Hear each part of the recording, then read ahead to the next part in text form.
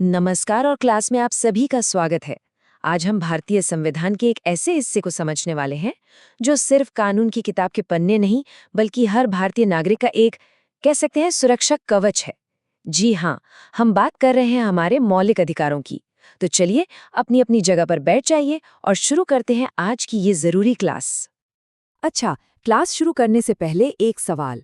कभी सोचा है कि वो कौन सी अदृश्य ढाल है जो एक आम इंसान को सरकार की बड़ी ताकत और समाज में होने वाले भेदभाव से बचाती है? वो कौन सी गारंटी है जो ये पक्का करती है कि हर किसी की बात सुनी जाए, उसके सम्मान की रक्षा हो?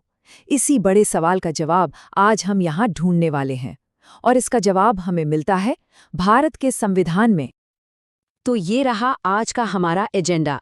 हम सबसे पहले संविधान के सुरक्षा कवच को समझेंगे, फिर समानता और स्वतंत्रता के अधिकारों पर बात करेंगे, शोषण के खिलाफ दिए गए अधिकारों को जानेंगे और फिर आस्था और संस्कृति की आज़ादी को समझेंगे।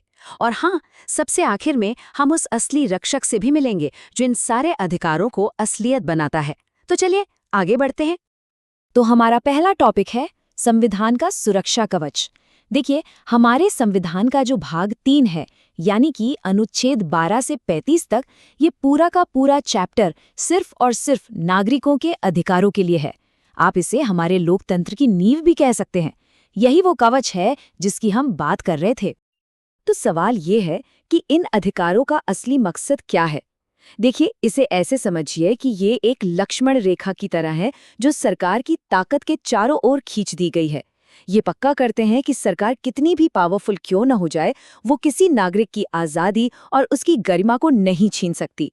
ये हर भारतीय के लिए न्याय का एक वादा है।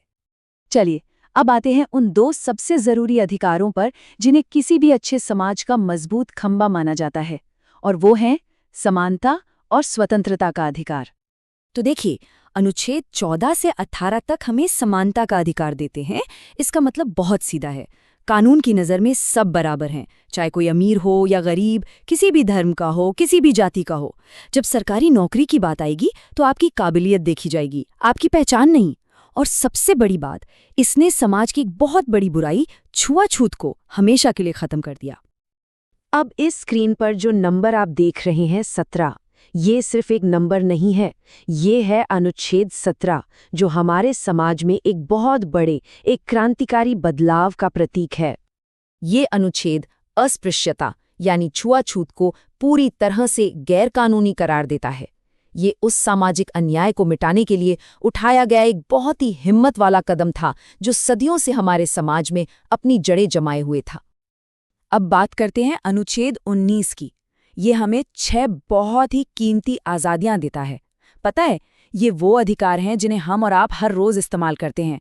अपनी बात कहने की आज़ादी, शांति से अपनी बात रखने के लिए इकट्ठा होने की आज़ादी, देश में कहीं भी घूमने और रहने की आज़ादी, और अपनी पसंद का काम करने की आज़ादी। सच कहूँ तो यही हमारे लोकतंत्र की धड़कन है।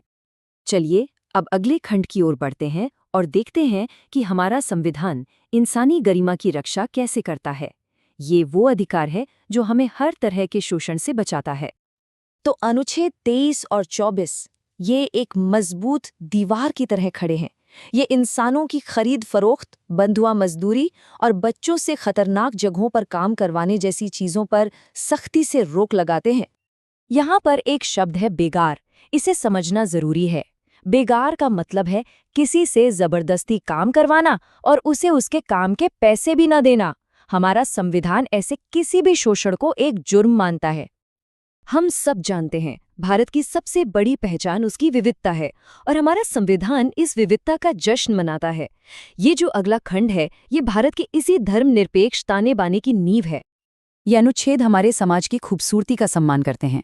ये न सिर्फ हर इंसान को अपने धर्म और अपनी आस्था को मानने की पूरी आज़ादी देते हैं, बल्कि जो अल्पसंख्यक समुदाय हैं उन्हें भी अपनी भाषा, अपनी संस्कृति को बचाने और उसे आगे बढ़ाने का पूरा हक देते हैं। यही गारंटी है जो भारत की विविधता को जिंदा रखती है।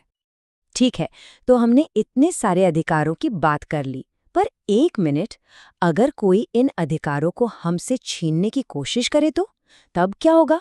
आखिर इन सभी अधिकारों का असली रक्षक कौन है? चलिए पता लगाते हैं। ये नंबर 32, याद रखिए, ये सिर्फ एक अनुच्छेद नहीं है, ये इन सभी अधिकारों की जान है।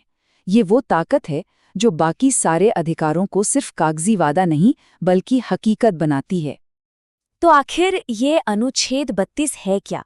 ये है संवैधानिक उपचार का अधिकार। आप इसे ऐसे समझिए कि ये बाकी सारे अधिकारों की मास्टर की है। अगर कोई भी आपके किसी भी मौलिक अधिकार पर ताला लगाने की कोशिश करे, तो ये मास्टर की आपको सीधा देश की सबसे बड़ी अदालत यानी सुप्रीम कोर्ट का दरवाजा खटखटाने की पावर देती है। लेकिन एक बहुत जरूरी सवाल है, आखिर संविधान बनाने वाले डॉक्टर B.R. अम्बेडकर ने इसी एक आर्टिकल को संविधान की आत्मा क्यों कहा? क्या खास था इसमें? डॉक्टर अंबेडकर के ये शब्द ही सब कुछ कह देते हैं। उनका मानना था कि अगर आपके पास अधिकार तो हैं, पर उन्हें लागू करवाने का कोई जरिया ही नहीं है, तो वो अधिकार बस कागज के टुकड़े हैं और कुछ नहीं। अनुच्छेद 32 ही उन्हें असली ताकत देता है, उन्हें जिंदा करता है। तो चलिए, अब हम आज की क्लास के आखिरी हिस्से पर आ गए हैं। अब हम ये समझेंगे कि इन अधिकारों के नाम के आगे ये मौलिक या फंडामेंटल शब्द क्यों लगा है। जरा इस स्क्रीन पर ध्यान दीजिए। ये जो फर्क आप देख रहे हैं, ये पूरी कहानी बताता है। एक तरफ है वो नागरिक जिसके पास कोई अधिकार नहीं, जो पूरी तरह से असहाय है, और दूसरी तरफ है वो नागरिक जिसके पास मौलिक अधिकार हैं, एक ताकतवर नागरिक जो कानून के साए में खड़ा है। ये है इन अधिकारों का असली असर। तो आखिर में जवाब ये है, ये अधिकार मौलिक इसलिए हैं क्योंकि ये सिर्फ कानून नहीं है, ये वो जरूरी जमीन है जिस पर किसी भी इंसान का दिमागी, नैतिक और आत्मिक विकास होता है। ये वो जड़ें हैं जो हमारे लोकतंत्र के पेड़ को मजबूती देती हैं। इनके बिना एक आज़ाद और इंसाफ पसंद समाज के बारे में सोचा भी नहीं जा सकता। और आज की क्लास में इसी एक सवाल के साथ खत्म करूंगा, जिस पर मैं चाहती हूं कि आप सब सोचें। इन अधिकारों की रक्षा करना ये किसकी जिम्मेदारी है? क्या ये सिर्फ सरकार का काम है, या एक जागरूक नागरिक होने के नाते इसमें हमारी भी कोई भूमिका है? सोचिएगा जरूर।